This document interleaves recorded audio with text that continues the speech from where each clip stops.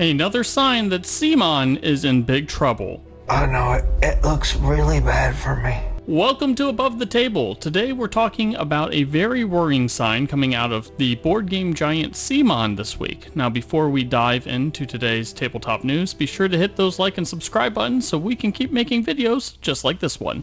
Now, let's dive into today's news. With the rise of tariffs focused on Chinese manufacturing, many board game publishers have stated that they're either in dire financial straits or facing some big roadblocks in the upcoming months. One publisher just about everyone has had their eyes on is CMON, the maker of Zombicide, Marvel United, and Cthulhu Death May Die.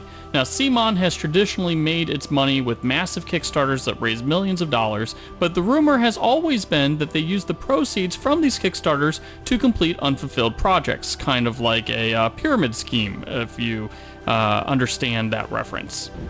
I understood that reference. Now, CMON is a publicly traded company, although they delayed their earnings report and released a statement that they were pausing development of future games until they managed to complete fulfillment of some of their outstanding Kickstarters. Now it appears that CMON is selling off many of its top IPs, including one of their biggest unique properties.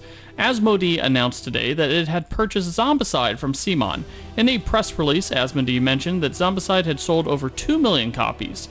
Now, Asmodee had previously announced that they had purchased several other games from CMON, including a trilogy of games by acclaimed designer Eric Lang.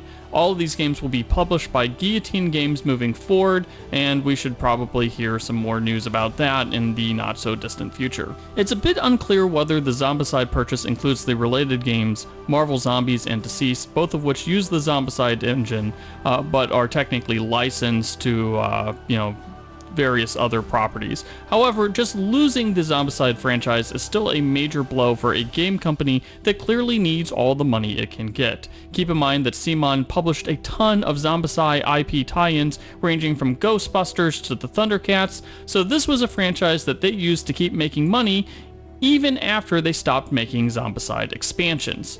We'll note that CMON also published a Zombicide tabletop RPG, which is also now in limbo. This is a relatively small piece of the pie, but it's another unanswered question about this transaction. Basically, this all lines up to say that CMON is in some serious trouble, and while it's gotten a cash infusion from the sale of some of its popular games, it's unclear whether that will be enough to get them through this major rough patch.